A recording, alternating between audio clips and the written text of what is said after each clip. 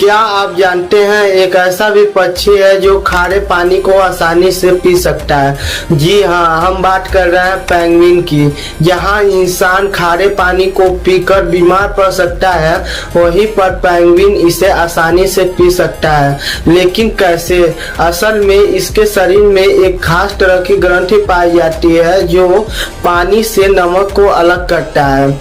इसी कारण अतिरिक्त नमक होने पर ये नाक के रास्ते बाहर भेज देता है। यानी पेंगुइन के लिए खारा पानी पीना बिल्कुल सुरक्षित है। प्राकृतिक के ऐसे ही अद्भुत फैक्ट देखने के लिए वीडियो को लाइक और चैनल को सब्सक्राइब करें। Thank you.